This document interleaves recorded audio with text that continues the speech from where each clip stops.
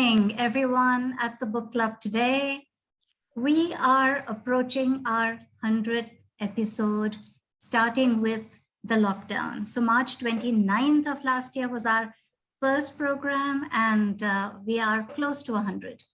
So welcome, everyone. We have a very excellent book to discuss today and an excellent presenter to tell us about it. So we have Sheena Shahani. I'm never sure whether she's actually in Dubai or in Pune because she moves from one place to the other. Sheena, welcome. And thank you so much for deciding to do this particular book. By the way, I just finished reading it like 5 minutes ago. I read the last page and I thoroughly enjoyed it. I thought that after the Kite Runner, I could not, like anything by Khaled Hosseini as much. So I sort of started with a slightly negative attitude, which was very bad of me, but I enjoyed it thoroughly. I really enjoyed it. So I look forward to hearing more about it from you. So Sheena has an HR and background. And well, we welcome Sheena and everybody present today. So Sheena, over to you. Can you hear me? Am I too loud or too soft? Okay, all right. I'm so pleased today to present a novel by one of my favorite modern authors, Khaled Hosseini. And also it's one of my favorite books. I have prepared a brief biographical sketch of the author. Khaled Hosseini was born in Kabul, Afghanistan in 1965. His father was a diplomat in the Afghan Foreign Ministry. In 1976, the Foreign Ministry posted his father to the French capital, and the Hosseini family relocated to Paris. They were ready to return to Kabul in 1980, but by then, what has happened to Ukraine now happened to Afghanistan. After the Soviet invasion of Afghanistan, the Hosseinis sought and were granted political asylum in the United States. And in September 1980, moved to San Jose, California. Hosseini graduated from high school in 1984 and enrolled at the Santa Clara University, where he earned a bachelor's degree in biology in 1988. The following year, he entered the University of California, San Diego School of Medicine, where he earned a medical degree in 1993. He completed his residency at the Cedars-Sinai Medical Center in Los Angeles and was a practical internist between 1996 and 2004. In March 2001, while practicing medicine, Hosseini began writing his first novel, The Kite Runner, which we all love so much. This was published by Riverhead Books in 2003. And the rest, as they say, is literary history. That debut went on to launch one of the biggest literary careers of our time, and he switched professions to become a full-time writer. Today, Khaled Hosseini is one of the most recognized and best-selling authors in the world. His books, The Kite Runner, 1,000 Splendid Suns, released in 2007, and The Mountains Echoed in 2013, have been published in over 17 countries and in various languages and have sold about 50 million copies worldwide. Hosseini also does a lot of humanitarian work, it must be mentioned. He was announced as a goodwill ambassador for UNHCR, the UN Refugee Agency, in 2006, and has demonstrated exceptional commitment to working on behalf of the millions of people around the world forced to flee their homes. He has advocated for refugees, including establishing with the UNHCR the Khaled Hosseini Foundation to support Afghan refugees returning to Afghanistan. Hosseini lives with his wife Roya and children Haris and Farah, to whom this book is dedicated, in Northern California. Having trained in medical school and practiced as a physician, Khaled Hosseini puts his background to great use in all his books, in all his novels. All three of his novels doctors, medicos, and hospitals. In ATME, as I call it, All the Mountains Echoed, we have 2 doctors and a nurse who are important characters. 3 novels. He has written many books, but 3 novels. He's writing a 4th. In the backdrop of a war-torn country, Hosseini highlights the importance of life and the value of personal relationships. Therefore, his works depict how war affects the lives of the characters in every possible way.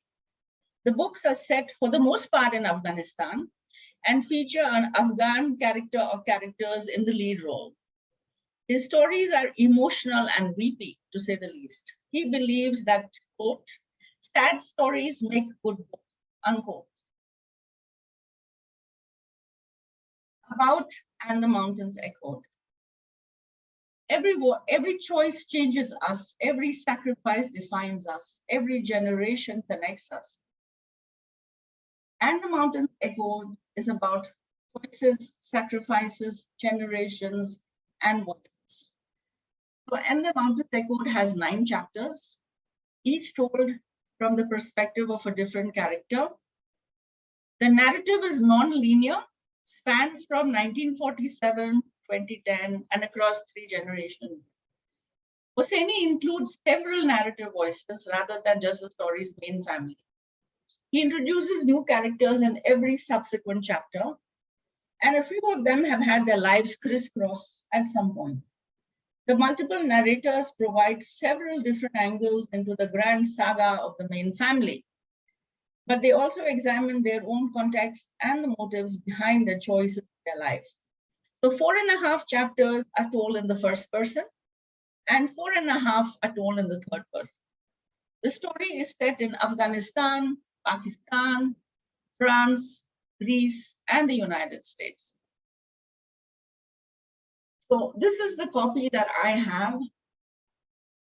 And I love this cover because it shows a father carrying a young child on his shoulders, probably a girl, while holding the hand of an older child, a boy. There is also a yellow feather, which has significance. I'll come to that later.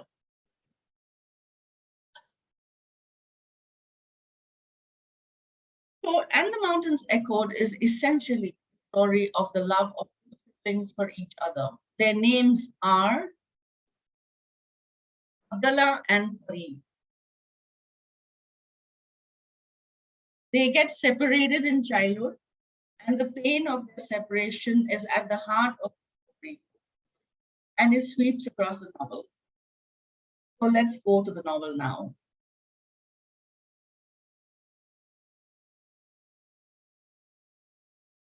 It's an Afghan laborer with wheat stalks. Chapter 1 starts with the fall of 1952. Setting, the fictional village of Shadbagh in Afghanistan. Main cast, a poor Afghan laborer, probably this one, unnamed so far. His children, Abdullah and Pari. The voice is in first person, narrated by the children's father.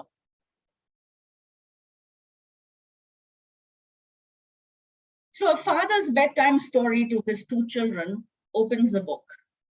He often tells them stories which he claimed were told to him by his own father or his grandmother. We learn later that this man is a born storyteller, and he invents his own stories as well. Tonight, however, the father is not in the mood, and he tells them that he will tell them the one story only, no more. They need to turn in early and will need a good sleep, for they have an early rise and a long journey the next day. So as a background, this is the night before the father and his young daughter are to go on a long trip from the fictional village of Shadbagh to the capital, Kabul. The family is extremely poor, and unknown to the children, their father has agreed to sell off the little girl to a wealthy couple in Kabul for adoption. Was he preparing the brother-sister duo for the separation? Did he make up this story just for them? To what degree does this story help justify the father's heart-wrenching act in the next chapter, that you have to cut a finger to save the hand? Let me tell you the story.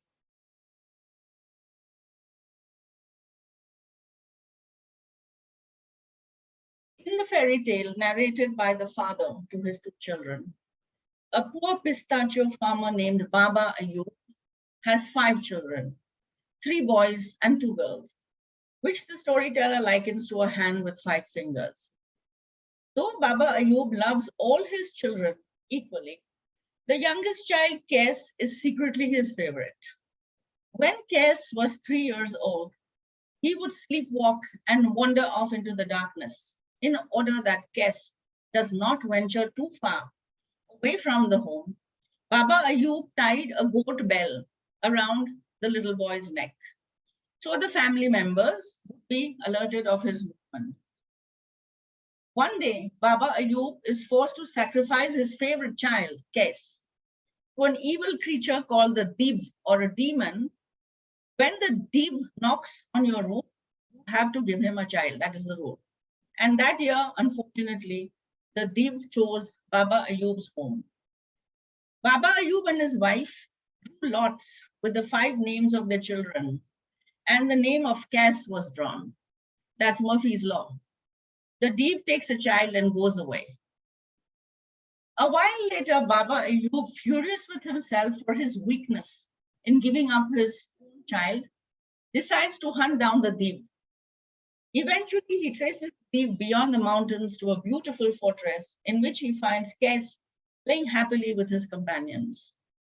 The Div explains to Baba Ayub that it has provided Kes with a wonderful home, fine food and clothes, friends, a happy life, and a good education.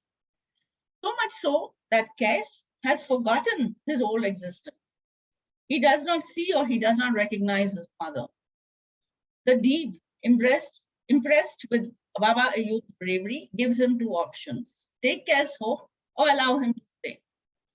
Reluctantly, seeing how happy Kes is now and realizing that he would not be able to give his child any of the material things that the Div has provided, Baba Ayub decides to let Kes stay. Before Baba Ayub leaves, the Div, sympathetic to Ayub's emotions, gives him a liquid potion that will make him forget that he ever had a son named Kes. Ayub then makes the arduous journey back home. When he returned after many weeks, perhaps many months, with torn clothes and a ravaged appearance, the villagers circled around him and badgered him with question after question. Where did you go, Baba? What did you see? What happened to you? But Baba Ayub couldn't answer them because he didn't recall what had happened to him. He remembered nothing of his voyage, of the fields, the peaks and the valleys he had crossed, of climbing the Div's mountain, of speaking to the Div. It was as though he had woken up from an already forgotten dream. He didn't remember the secret garden, the children, and most of all, he did not remember seeing his son Kes playing among the trees with his friends. In fact, when someone mentioned Kes's name, Baba Ayub blinked with puzzlement. Who? He asked. He didn't recall that he had ever had a son named Kes. Many years pass, and Baba Ayub is now an old man. And although he's forgotten about Kes almost entirely, he sometimes hears the sound of his son's neck bell, a distant memory, a sound that he has no way of understanding anymore. It gives him a sense of profound sadness, which he is incapable of putting into words. While this story is set in the mythic past and contains a mythical creature, it portends what will happen after the next day's journey and prepares the reader for the separation that will ensue. The fairy tale's elements of journeying, forgetting, remembering, family, breakups, wealth, poverty, and the intertwined nature of love and sacrifice will be repeated in the following chapters, creating motifs that structure the novel's central theme: families, sibling love, interconnectedness, cruelty, kindness, that small actions have huge consequences, and that whatever you do today will affect your future. So that's the end of the fairy tale. The narrator ends the story. He tells the little boy Abdullah to go to sleep as it is late, that he, the narrator, is tired, as he and the little girl Pari have to wake up at dawn. He adds that he and the little boy will say their goodbyes in the morning.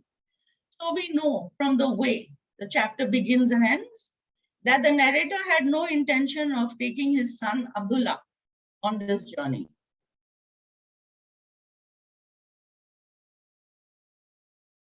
Chapter 2, timeline, the next day, the fall of 1952. Setting, the Afghan desert and the capital Kabul. Main cast, Sabur, Abdullah, Pari, Nabi, the Wadatis, and Parwana. Point of view is from the little boy, Abdullah. Chapter 2 crafts in detail Abdullah's all-encompassing love for his younger sister, a love that he lives with tragically for most of his life. It's a very important chapter. It tells us of the first pair of two siblings, Abdullah and Pari. The chapter begins. Father had never before hit Abdullah. Father, or Baba as of yet, he has no other name, hits Abdullah hard. And because he's doing so for the first time, Abdullah is doubly hurt. He experiences the physical pain of the blow as well as the sting of surprise. Father hits Abdullah many times, stones at him, then briskly orders him to go home. Father has a pained expression, as if the beating was as horrible for him as it was for Abdullah. It is diverged in this chapter that father is Sabur, the storyteller of the previous chapter. Father and Pari are going on a journey, as already mentioned. Pari climbs into a wagon. The family is so poor that they cannot afford a dray horse or a donkey. And father starts drawing the wagon with his arms, pulling away from their home, leaving Abdullah behind. Refusing to give up, Abdullah runs after them, and father tries to dissuade him, but Abdullah will not be deterred. Sabur clearly did not want Abdullah to be a part of this journey because he knew the outcome. You were supposed to stay home, father said, with your mother and brother. Mentally, Abdullah thinks that his mother is dead. The woman Baba is referring to is actually father's wife, that is his second wife, his stepmother Parwana. But Abdullah could not give up. All right then, come, father says with a grudging admiration for his son. But there won't be any crying. You hear me? Yes, replied Abdullah. I'm warning you, boy, I won't have it, says his father. In a sense, Sabur is warning us, the readers, too, that this journey is going to have a tragic end. Abdullah and father take turns to pull their wagon through a vast desert full of cliffs and rocks.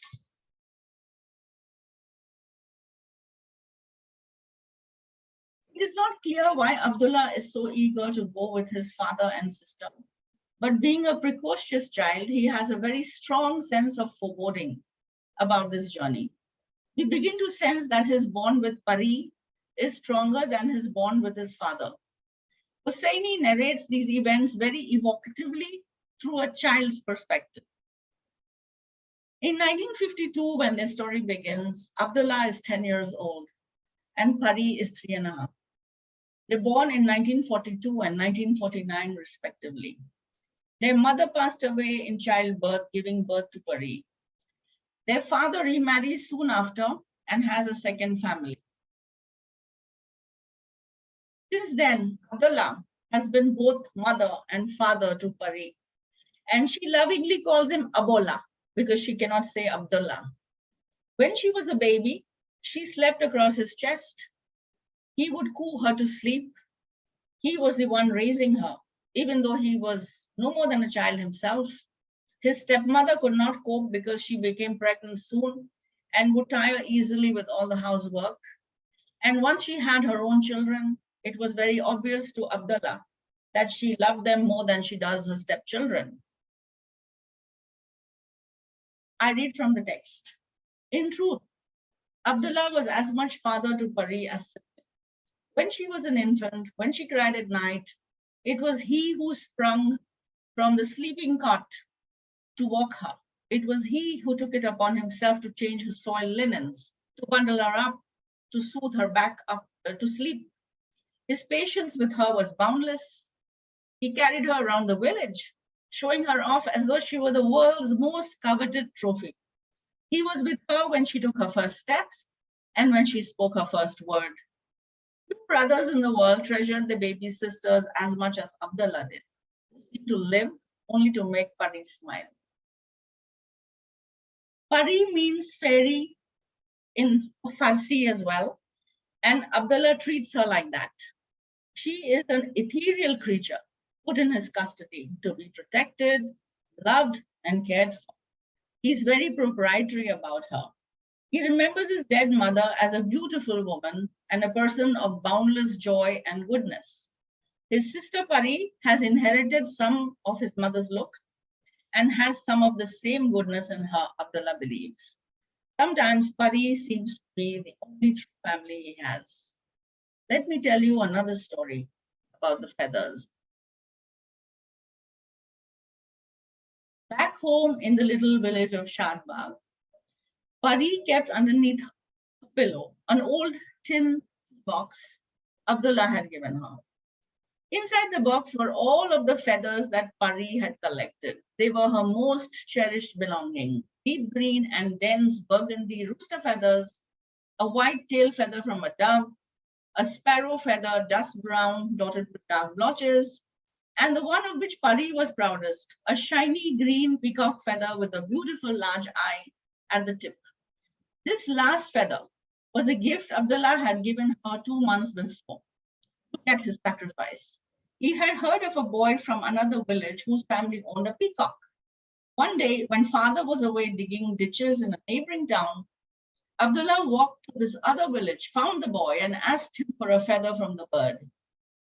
Negotiations ensued, at the end of which Abdullah agreed to trade his only pair of shoes for the feather.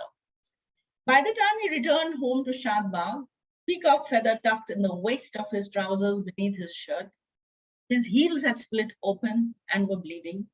Thorns and splinters had burrowed into the skin of his soles. Every step sent barbs of pain shooting through his feet. But when he saw his sister's joyous expression, he no longer felt the pain.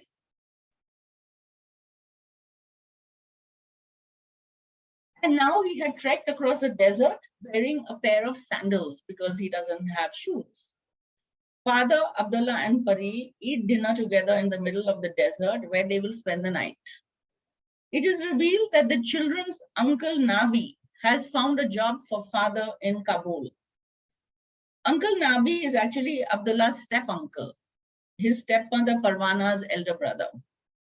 The job, which will take a month to complete, involves building an extension for the house of a wealthy couple, where Nabi works as a cook and a chauffeur. Father has taken many odd jobs as a day laborer. Father works hard carrying loads of wet concrete in tin containers on his head, moving dirt and straw, etc. I have used a picture of an Afghan father and son picking opium only for illustration purposes. Perhaps they had done that too, who knows? As Abdullah thinks of all this, he remembers his other half-brother Omar, the son of father and Parwana, who had died of the cold recently. And father blames himself for Omar's death because he couldn't afford a blanket for the little one in winter. As Pari and Abdullah fall asleep in the desert, Abdullah sings a song to Pari. The song is about a sad little fairy who was blown away by the wind one night. It takes Sabur, Pari, and Abdullah almost an entire day to travel to Kabul from their tiny village, with the meeting point near the mosque where Nabi is waiting. Nabi had offered to pick them up from Shadbagh in his employer's Chevrolet, but Sabur, being a very proud man, refused. He also probably wanted to prolong this last journey with his daughter.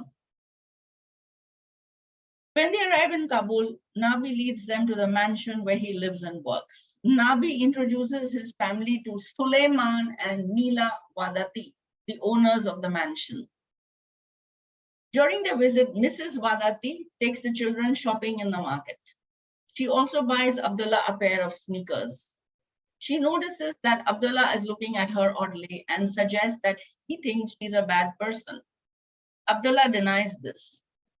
Though it's unclear why, Abdullah breaks down into weeping. This distresses Mrs. Wadati, and she begs him to stop, telling him that it is for the best. Hosseini does not tell us whether Sabur accepted the masonry job for extending the Wadati's mansion. The narrative cuts ahead abruptly to the winter of 1952, when father is busy cutting down an oak tree that grows near their home. He had suspended a swing from this tree in which Pari used to swing, and perhaps he does not want to be reminded of her anymore. It is revealed that Pari has not lived in the village for months. Nobody talks about her or mentions her name. It is as though she never existed. We now begin to understand what has happened.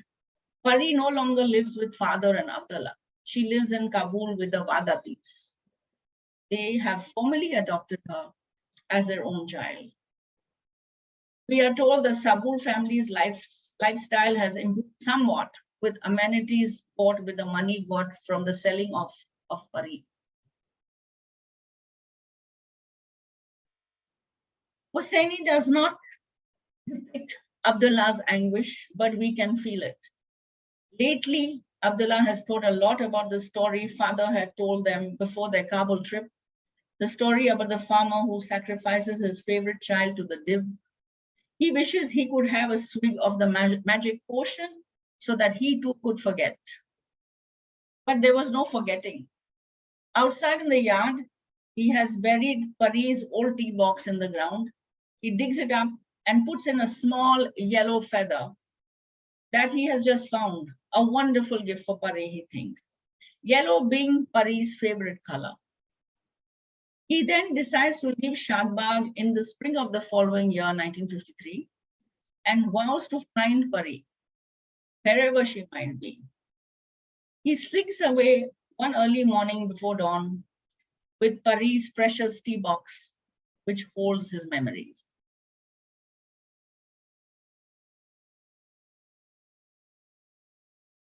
Chapter 3. Setting is the fictional village of Shadbagh, the spring of 1949. The main cast, the siblings Parwana, Masuma, Nabi, and to a point Sabur. Point of view is Parwana. The opening of this chapter is very graphic, and I will read from the text. Parwana smells it before she pulls back the quilt and sees it. It has smeared all over Masuma's buttocks, down her thighs, against the sheets, and the mattress, and the quilt too. Masuma looks up at her over her shoulder with a timid plea for forgiveness and shame. I'm sorry, Masuma whispers. Parwana wants to howl, but she forces herself into a weak smile. It takes strenuous effort at times like this to remember, to not lose sight of one unshakable truth. This is Parwana's own handiwork, this mess.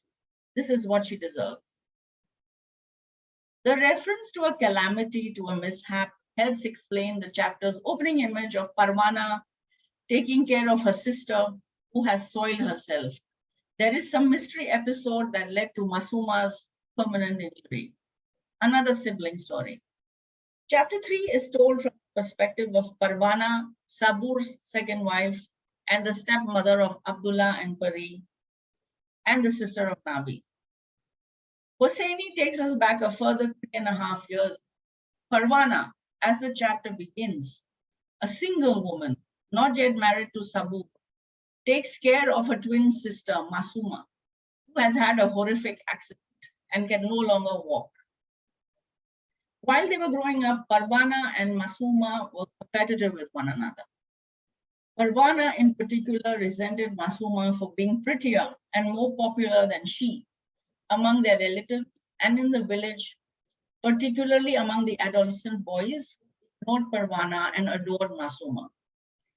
Parwana developed a crush on Sabur, then a young, good-looking man and a friend of her brother Nabi's.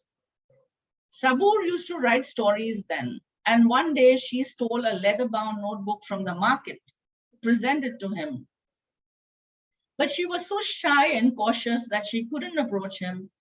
Instead, Masuma found the notebook in the house and gifted it to Sabur.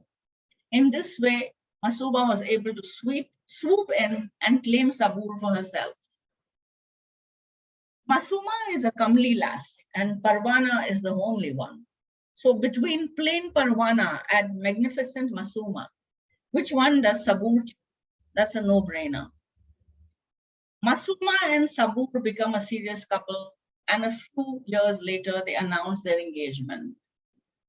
The twins were about 17 at the time.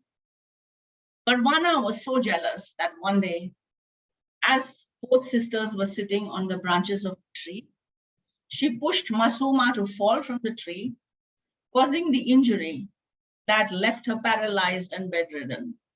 For the next few years, Parwana, overcome with guilt, took care of Masuma at all times. Nabi had left for Kabul by then and used to send them maintenance money from the city. Meanwhile, Sabur married another woman who died while giving birth to Pari.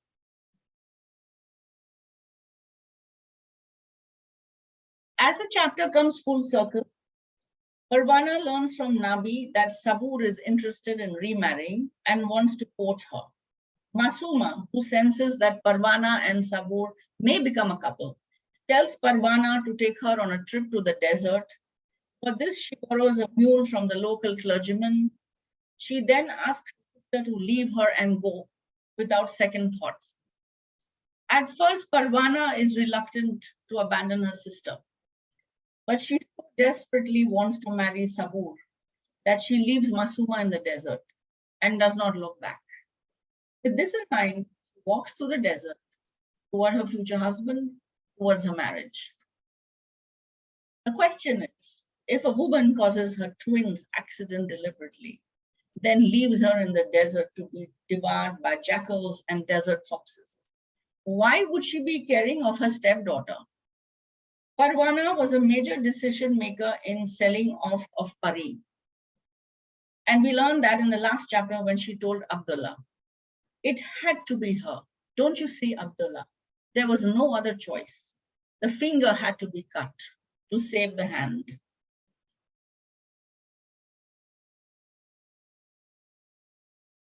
Chapter 3 is also the chapter that gives the book its title. No one has to know. No one would. It would be her secret, one she would share with the mountains only. The question is whether it is a secret she can live with, and Parwana thinks she knows the answer. She has lived with secrets all her life. Did Nabi never ask Parwana about what happened to Masuma? How did she walk away from her sister, leave her in the wilderness, and bury that part forever? No questions asked, no answers given.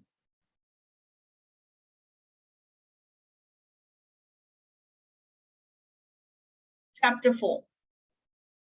Chapter 4 is an epistolary chapter, the whole of it being in letter form, in the voice of Nabi. So it is narrated in the first person. This is also a very important chapter, and it will be given its due. Nabi, just to recap, is Parwana's brother and the step uncle of Abdullah and Pari. He's quite a colorful character. Unlike as in the other chapters, Khaled Hosseini does not give a timeline for this chapter, deliberately leaving it to us to figure out when Nabi wrote the letter. One clue. Nabi is in his mid-80s when he's writing this letter. The old man deserves full marks for a sharp memory and a steady hand. Nabi has written this letter in Farsi to a Mr. Marcos.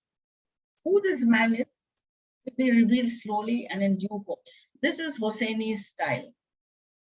Nabi goes on to add that it was a pleasure to know Marcos over the last 7 years, and he thanks Marcos for his friendship. That is the second. Also, unlike other chapters, Nabi's letter spans several decades, from the 1940s to the early years of the new millennium, almost his whole lifetime, and goes back and forth between past and future, telling us a lot and still leaving us wanting more. Sadly, Nabi's letter informs the reader of 4 deaths of important characters, the first being that of Nabi himself. I know that I will be gone when you read this letter, Mr. Marcos, for when I gave it to you, I requested that you not open it until after my death, Nabi writes. So this letter is to be opened posthumously, much like a will. Nabi's letter also serves 4 purposes. First, Nabi wishes to document most of the events in his life, not just for Marcos's benefit, because Marcos knows some of these things. They have been friends for a long time after. No, this record is for someone else. Second, Nabi appoints Marcos as the executor of his will. Third, Nabi makes several confessions and revelations in this letter. And 4, Nabi entrusts 2 jobs to Marcos, which he only reveals at the end of the letter. This is Hosseini teasing his readers again. Nabi tells Marcos that he doesn't know where to start. But his life's account is book-ended with Neela Vadati. So he will start with her. Nabi had left Shadbagh in 1946 and had then been working for Suleiman Vadati since 1947. I felt stifled by the life I had in the village with my sisters, Mr. Marcos, one of whom was an invalid.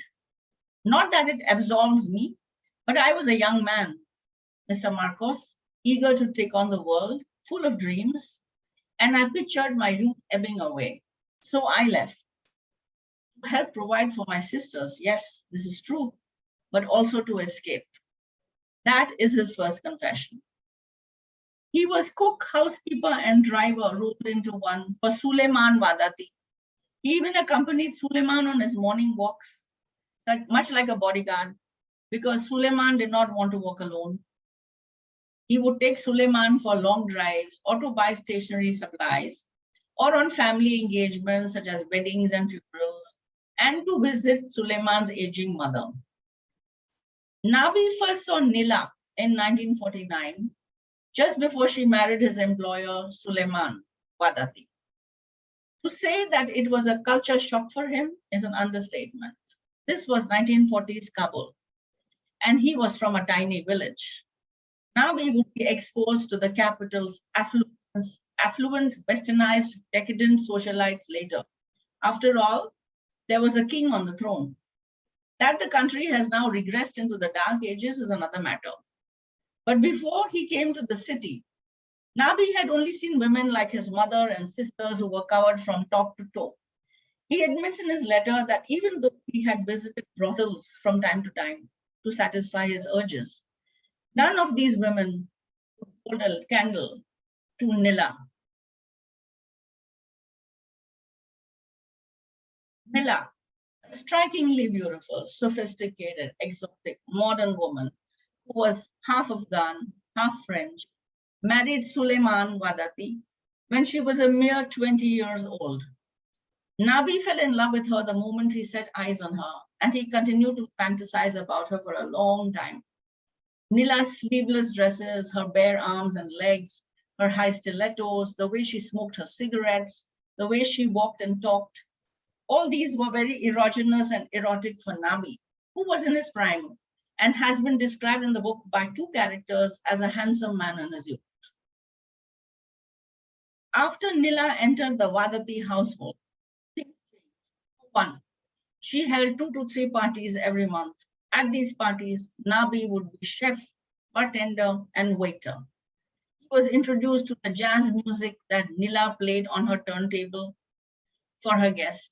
He also heard her read aloud her risque, graphic poetry about the physical love between a woman and a man to her audiences.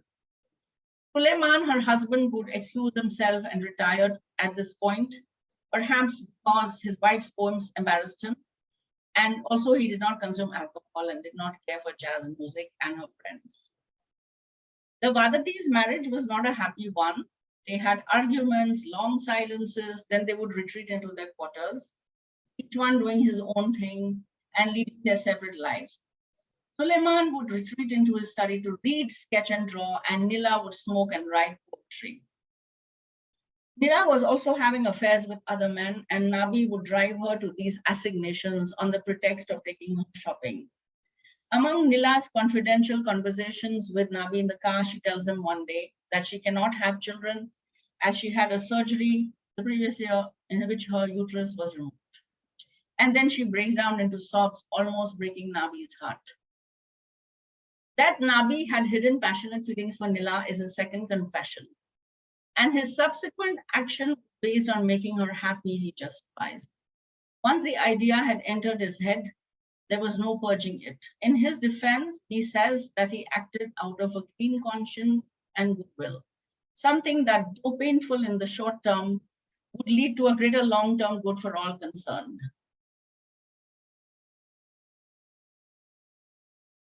But till the time he was writing this letter, he could still feel his heart clench when the memory of the separation forces its way to the fore. How could it not? I took those two helpless children in whom love of the simplest kind had found expression, and I tore one from the other. The children's biological father is so traumatized after Pari is sold off that he cuts off ties with Nabi. He asks Nabi not to visit their home in Shadbagh. Nabi then tells Mr. Marcos that Sabur continued to provide his family and he died providing for them. He fell ill, collapsing one day while he was harvesting. And this is the second death that Nabi discloses in the course of his letter, the death of Sabur. After Pari's adoption in the Vadati household, meanwhile, the two parents are taken up with the child. Suleiman has ordered yellow furniture for the child's nursery and painted her amua yellow with giraffes and monkeys. They spoil her with toys, dolls. Nila spends time with her teaching her French, reading stories, writing, arithmetic, meal time, study time, spark times, etc. She calls her parents Papa and Mama, and she has forgotten Abdullah and Sabur. Then things begin to grow serious. One day in 1955, Suleiman Vadati suffers a stroke. And like a rat deserting a sinking ship, Nila leaves her husband and takes Pari to live in Paris, never to return. Before she leaves, she says, "It was you, Nabi. It was always you. Didn't you know?" Nabi did not understand what she meant, and they said their goodbyes. Mr. Vadati's stroke leaves him incapable of walking, and as a result, Nabi spends more and more time taking care of his employer, eventually becoming his only companion. He is everything rolled into one. He takes care of the house and he takes care of Suleiman. Years pass. He plays chess with Suleiman. One day, Suleiman confesses to him that he has loved Nabi for a long time. And a few days later, Nabi discovers a carton full of sketches made by Suleiman of Nabi. When he opens it, he sees a note filled with sketches of himself, and then he recalls Nila's last words. "It was always you, Nabi. Did you not know?" At the time, Nabi wanted to leave the employment, but he decided to stay because he couldn't find a suitable replacement for Suleiman.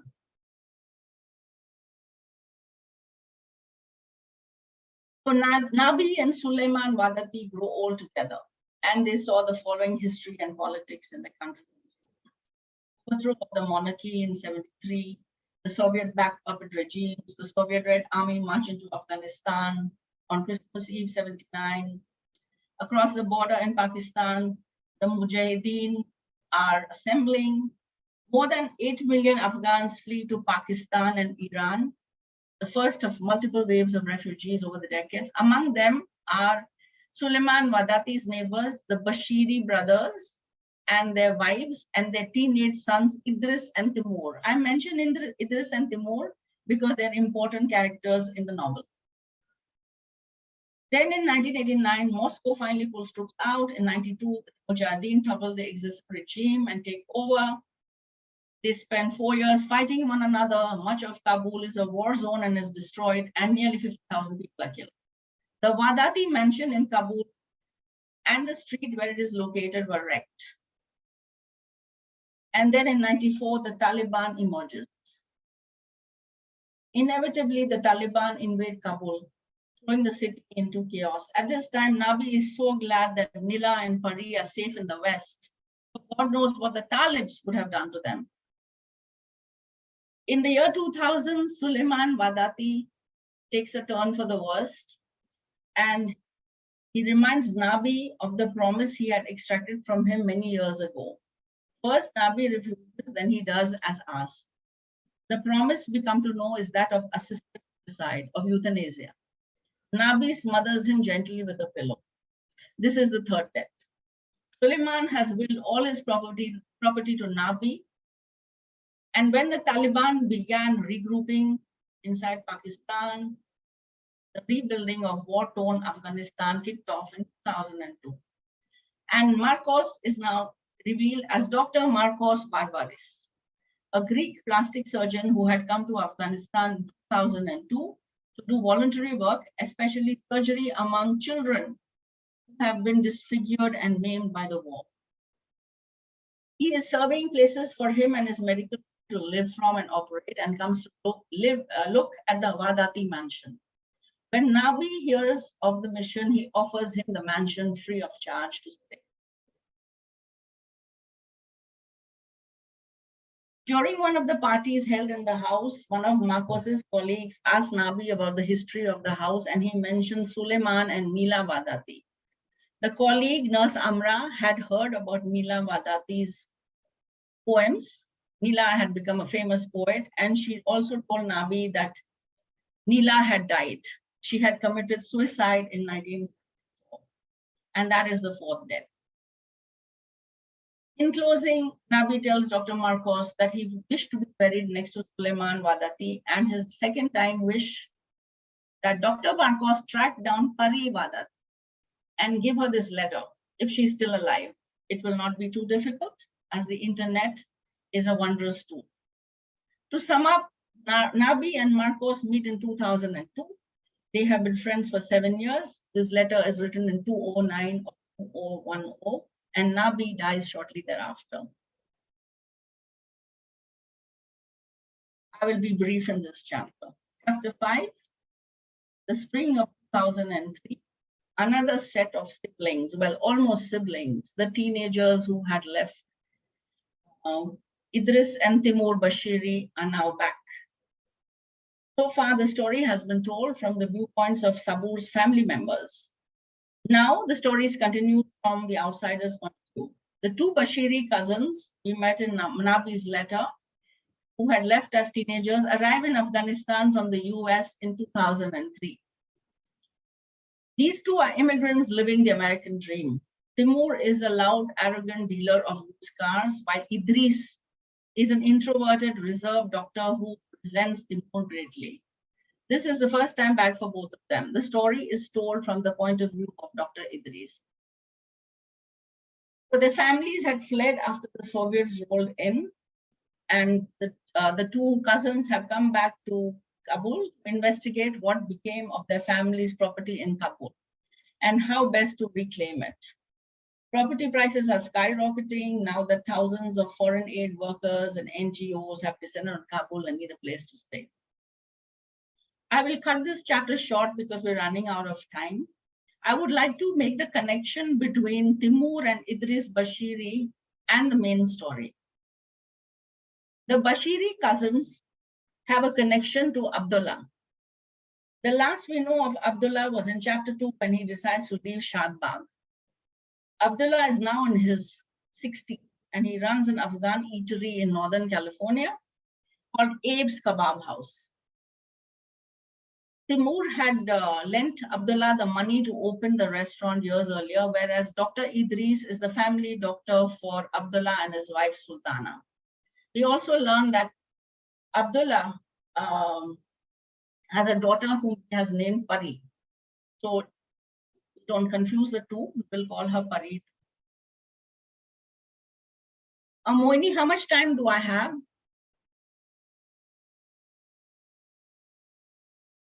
You can continue, Sheena, no problem. Okay. Another Okay. 15 minutes you can do. Okay, okay.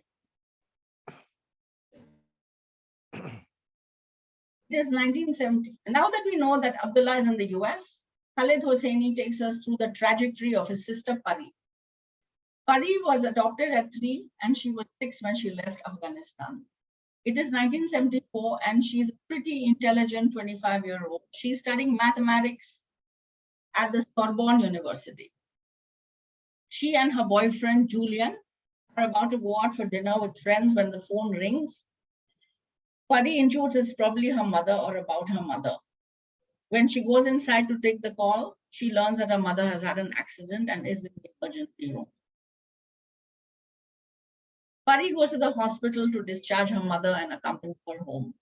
We realize that the mother and daughter are having a complicated, disturbed, and difficult relationship, and that they do not live together.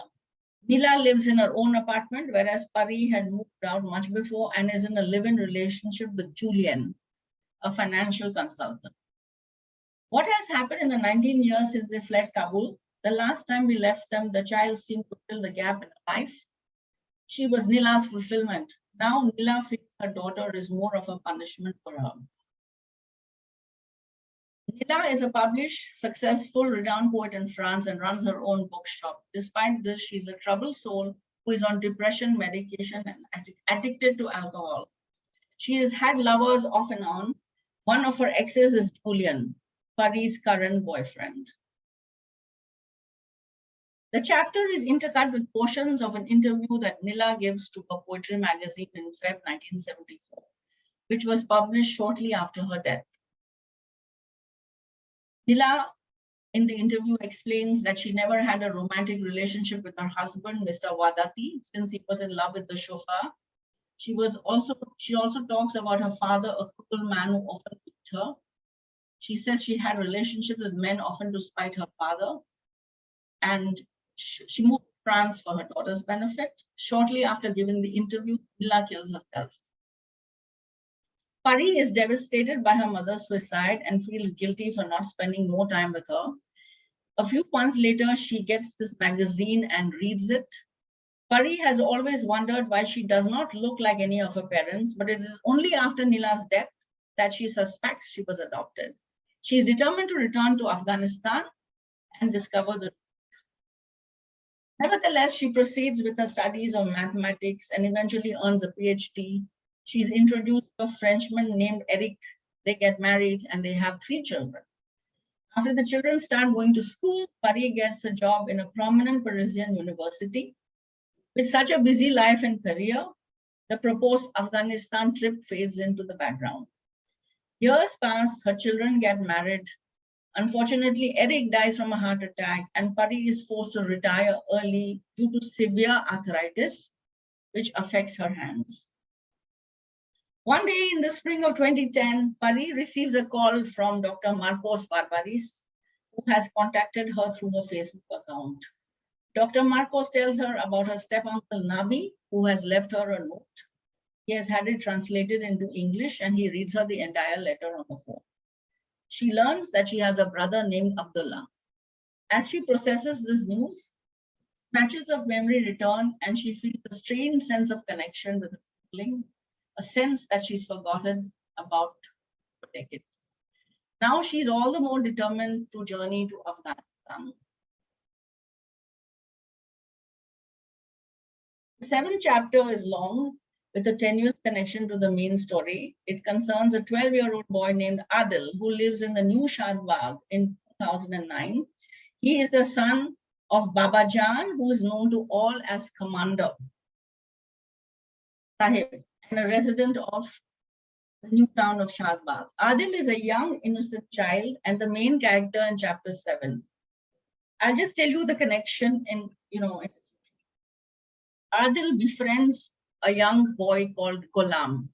And it turns out that Ghulam is the son of Iqbal. Iqbal, as we remember, is Abdullah's stepbrother, the son of Sabur and Parwana.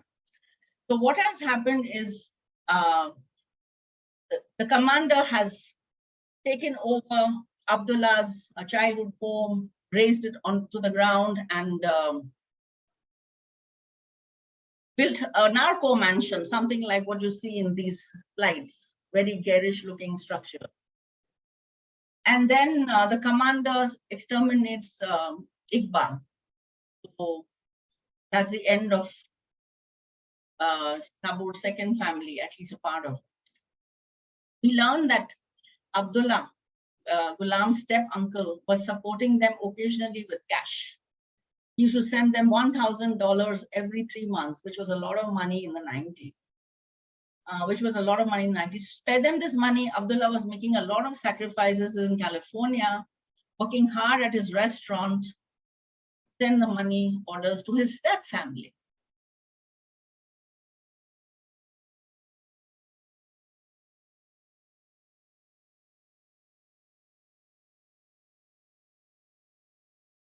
This is the murder of Iqbal, who was killed by the henchmen of the Mujahideen strongman.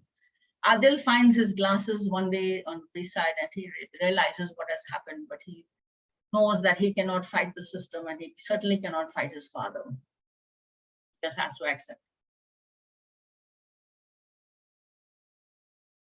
Chapter 8 is also another long chapter and it tells you about the whole life of Dr. Marcos. I have omitted all of this because I have just removed the Greek part from the whole narrative because it's irrelevant to the main story. I will just tell you what happens as long as it concerns Pari Vadati. It was Dr. Marcos who was instrumental in contacting Pari after Nabi's death. In his will, Nabi had left the Kabul house to Pari, who does come to Afghanistan finally from Paris in 2010. Pari Vadati stayed a week with me in the house. She had last seen the house back in 1955 and seemed quite surprised at the vividness of her own memory of the place. The 2 steps between the living room and dining room, for instance, where she said she would sit and read her books. When I took her upstairs, she knew which had been a bedroom. I remember her breath catching when she spotted the short little armoire in the corner of the bedroom, one of the few surviving relics of childhood. Pari Vadati, in the end, did not want much from the house except the armoire and Suleiman Vadati's sketch pads, Nabi's letter, and a few of her mother's Neela's poems, which Nabi had saved.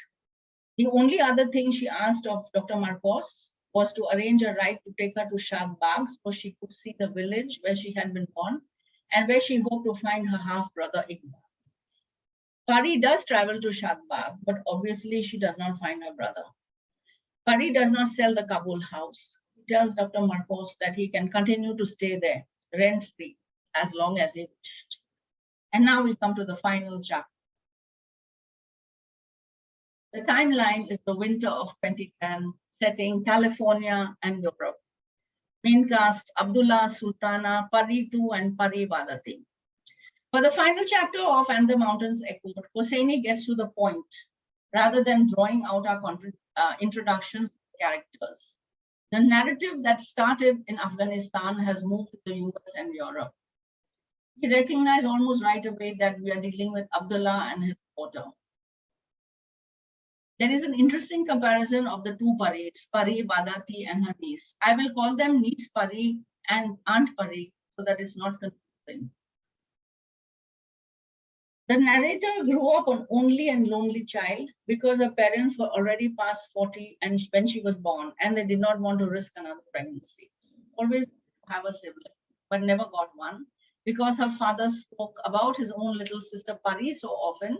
As a child, the narrator Pari too imagined this other Pari as her twin, and she would talk to her and tell her things. She knew that Pari was sold off as a child, and she vows that someday she will save enough and buy back this Pari to restore her father's happiness. The chapter cuts ahead several years. Pari, Pari 2, that is, now a young woman, is driving on the freeway heading for San Francisco airport. She is reuniting with her aunt Pari, and she brings her home. But they have already made contact thanks to Dr. Marcos and the internet. But the meeting with Abdullah does not go as planned, because Abdullah now, I must mention, has lost most of his memory, unfortunately.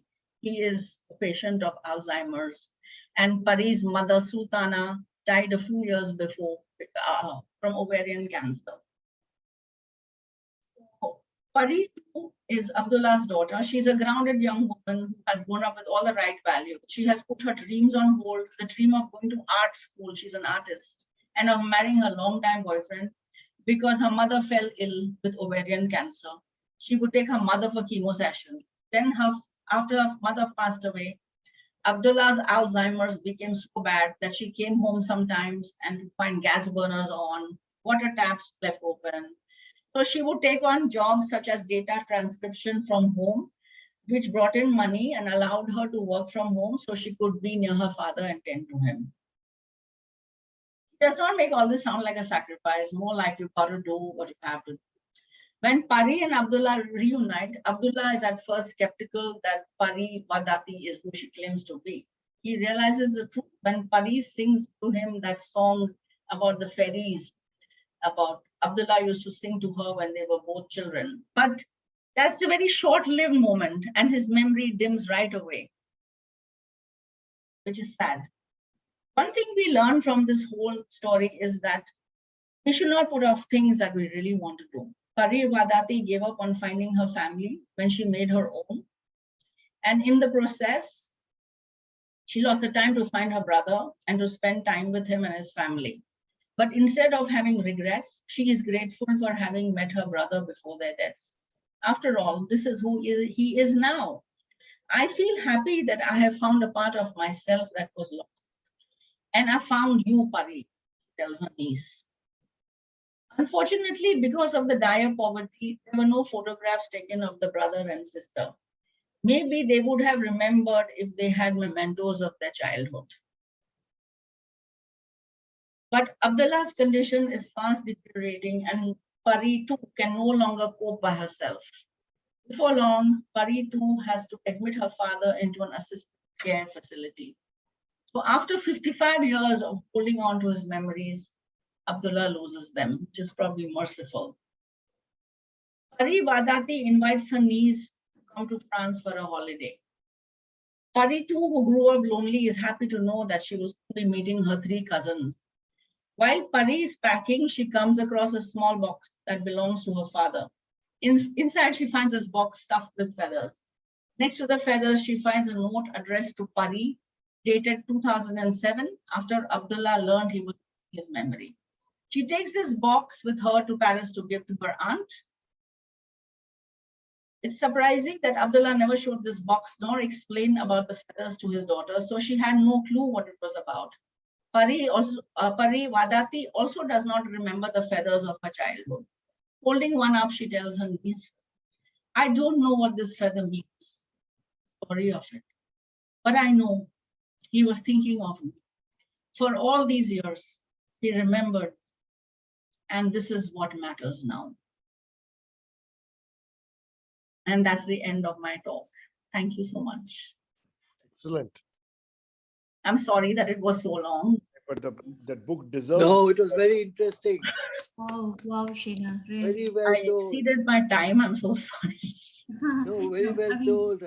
You know, That was I- very I- interesting. I could see that it was going to go on longer than one expected, but how could I interrupt you? Because everything is important. It's a very dense novel. I cut out a lot of stuff. I'm sorry about that. Yeah. Like I just finished reading it, right? 5 minutes before you started the session. So I can see how much you've cut out, but it just has so many characters. Each one is linked to the other in a complex way, you know, and you had to do it. So wow, Sheena, beautiful. I mean, Very, very well done. Very Thank well you, done. thank you. and how beautifully illustrated. I'm a great fan of your skill with the The computer. slide presentation is, I think so. We should create awards for best slide presentation. Sheena will win hands down. I am using a very old version of PowerPoint 2010. Okay, does But- anybody have questions? I'm going to ask Munira. Ah. Munira, are you there? Yes, I am. Munira, you're the another one who has read the story. Come on, talk to her. Tell her what you think. Sorry, please come again. I can't hear you. Pardon? Please go ahead, Munira. What's your take on it? Please give Yes, your I've read about 120 pages and I'm thoroughly enjoying it. Sorry, can you all hear me? Yeah. Yes, we can. Yeah, I've read 120 pages and I'm thoroughly enjoying it. And in fact, when I went to the library, there was a lady there, I don't know her, but when she saw me taking the book, she said, don't take it. If you read the first two, you're not going to like this one. You're going to be thoroughly disappointed, because apparently she was. And I took it anyway because I wanted to participate in this fantastic presentation, by the way, Sheena. It was a delight. It was splendid. So I took it anyway, and I asked her why. And she said the first two books, Kite Runner and A Thousand Splendid Suns, the author has focused on one character throughout the book. You know, Amir in Kite Runner and Mariam in Thousand Splendid Suns. And she says, yeah, there are too many stories and too many characters. And I did not comment then, but I beg to differ, because one, this is not, the second and third books are not sequels, one, and all three books are independent stories. And there's no reason and there's no hard and fast rule why an author has to stick to a particular style. In this one, he has explored a different way of expression, and I think Khaled Hosseini has done a fantastic job. I am totally glued to the book, and I'm looking forward, after your presentation, I'm really looking forward to complete it as soon as I can, because I can't wait to reach the end. It's so lovely. And of course, yes, there are different stories, but then they are all connected, they are all related, and they all fit in beautifully. The way he has put them all together, there is a connection, there is a common thread, there is the sibling relationships, there is the pain and suffering in all the stories. There is a touch of the note of sentimentality. Of course, that's throughout the book. That's there with his first two books as well. And also, I personally noticed one thing which I'd like to share is somewhere between the lines, I felt there is a message which the author is trying to give, that the less fortunate are at the mercy of the more fortunate. And the more fortunate should be kind and merciful. That's starting with the first fable, which Sabur is telling his children, Abdullah and Kari, where the giant gives the potion so that Sabur, the farmer forgets his pain, and that he's merciful, and of course his village is also blessed with abundance, so he shows mercy. Then also where Masuma and Parwana, Masuma is she's crippled and she's at the mercy of the twin sister, and Masuma is yes, of course she told you the graphic text that you read out, and Parwana starts every day, though she is responsible, of course, for her plight, but she is merciful and she does her duty.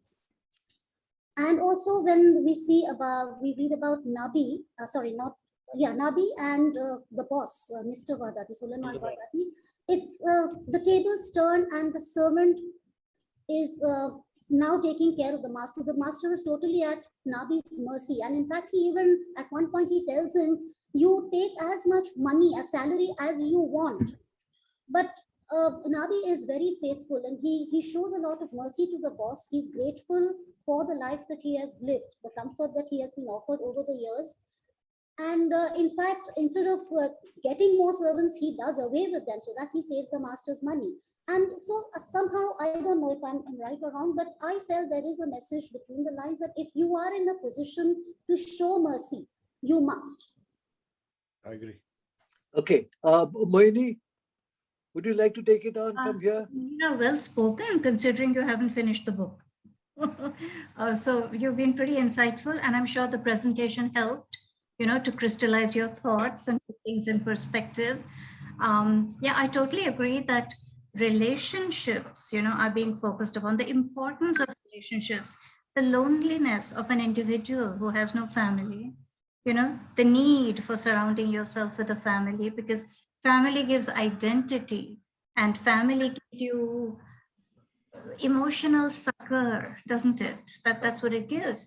Also, wealth, the haves and the have-nots, wealth and power, and how it manifests, how it impacts, how it affects. I think all these things are there. What comes, it's a very, I would say, very emotionally written narration, very emotional. The Kite Runner also was so emotional. I didn't read the second one, but very, very emotional. And the Kite Runner, I think, was more focused because, yes, far fewer characters. This book seemed to me like a series of vignettes and linked together, but a series of different vignettes, None of them are developed to that extent. They developed to some extent, the connection established, and we move on. And, considering there's so many characters and with such complex stories, each one, and the complicated relationships, he's managed it all in about 400 pages. I think he could easily have gone on for 600, Seriously, to really elaborate, it would have taken another 200 pages. So, and I would have read those 200. But Mohini, because there's such a complicated thing, I got a little tired while glancing through it.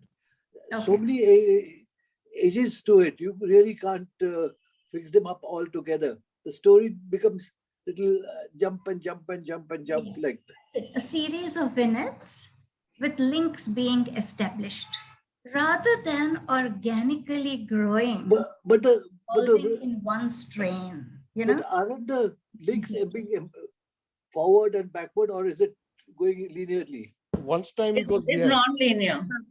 It's not. Is it not linear? Sometimes he goes behind and comes forward, no? Oh, yeah. Okay. Also, I feel it was 50 pages too long because of the Greek part and Greek part. the Afghanistan part, Adil's part. He could have cut that a bit. It doesn't fit in. That doesn't fit in. Yeah. But you know what? I think he could have gone on 200 Also. more and filled, and no, seriously filled in, all the vagueness and the abort. Sometimes he just aborts a story and walks. Yeah, and he says, now you figure it out. I'm moving on. Yeah. So that's a little disconcerting, when that happens. So, I mean, the quality of the writing is good. The story, It's superb. Yeah. it's excellent. So it would have been one of those longer, deeper novels, which I would have been happy. I think Indu Kulkarni is there somewhere. Indu, are you there? Would like your comment on that. Indu doesn't seem to be there. She's there. So is there a We enjoyed the whole presentation, we're deeply involved. But Hosseini has a penchant for tragic realism and a lot of irony. That is his forte, like. And somewhere I thought he would bring the brother and sister in some happy frame. You look forward to something like that. And when that doesn't happen, then you feel it's very incomplete. The feathers and the significance and the affection and the kind of a paternal love that the boy has for the little girl. It's something very beautifully done, emotionally. It's like very riveting, it's very deeply satisfying. But he has a special style for being tragic, I think. Hosseini. Kite Runner was also like that. Very sad. I think it can't help it. It just writes like that. And you get involved. Indu, I it to you. Don't you think, given that this guy is an Afghan writer, I mean, look at the history of that guy. Yeah. How can they be optimistic? I mean, Anything, yeah. so there has to be this realism that things don't work out necessarily. Yeah. I mean, even the background of Afghanistan, I think we need to reconcile to this kind of, not happy end. Such, although at least the aunt and the niece get together, that's plenty. Yeah. That's plenty good. And she arrives in France, which is the best place to learn art. Yeah. So that is good. Going to Paris. That was something. That was some kind of a relief for this artistic girl. Yeah. I think In a way, can I add Anil. something, please? Yes, Yes, Anil. Anil, go ahead. Yeah. In a way, it is, he looks at Afghanistan as hell, and the only way out is to go out and leave the country. Escape. So, I mean, it's good to be in Paris or in the US. For someone who has been, how shall I say, very optimistic all his life, it's so frightening and painful to look at everything ends in pain. And it's all I think But very, that's their reality. And yeah, even the Irish writers had this concept. yeah. If they wanted to succeed, they had to leave Ireland. Yeah. They I think London, Munira wants another query to that. yes, Another take on it. Go ahead, Munira. I want to share an interesting fact I came across regarding the title of the book. Little louder, please. Echoed. Yeah, it's apparently it is inspired by a poem, by William Blake, Nurse's Song Innocence, Yeah. which is about the hills echoing with the sounds of children's voices. So That is true. I cut it out from my narrative and because that of this. poem is kind of a happy poem, Yeah. positive poem. And this novel isn't that positive. So Basically, it's Parvana's secret with the mountains, like the mountains are keeping her secret. So, and she walked off. Yeah. okay. Noelle, I think you come for the first time. What is your take on it, Noelle? Hello, everybody. So Hi, Noelle. hello. So I actually read this book with Sheena some time ago, a couple of years ago, and I just went through it again. And Sheena, thank you so much for taking me back to what we had read years ago. And your slides were absolutely amazing. I love the fact that you used all that fabric and stuff behind it. It was really good. I think everybody made some very interesting points, and I really loved your take on it, Sheena.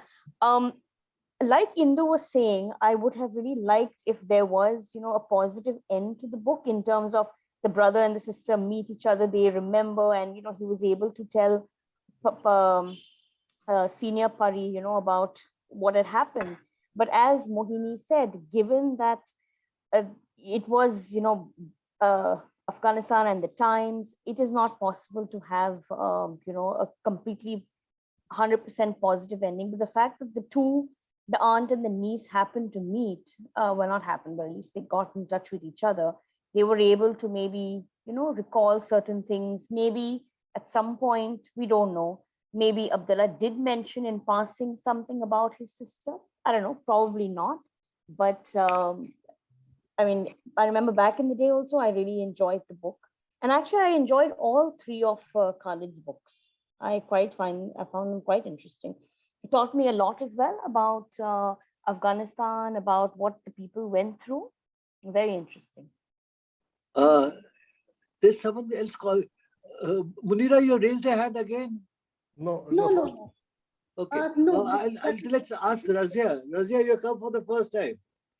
What's your take on it? How did you like the story? Razia?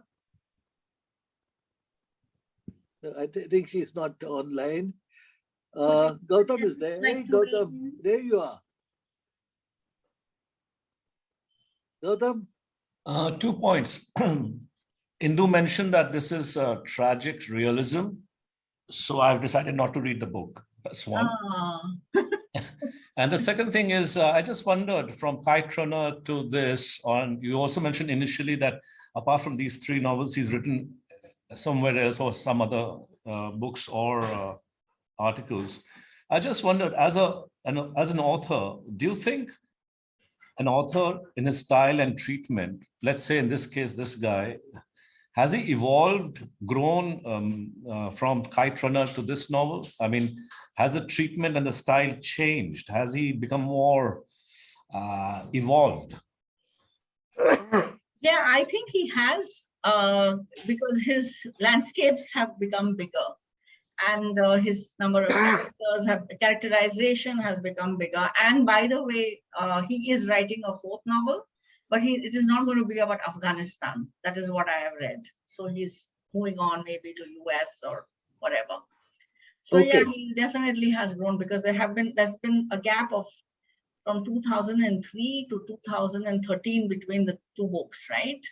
So yeah, he has written books for children, and he has written some non-fiction books and things like that.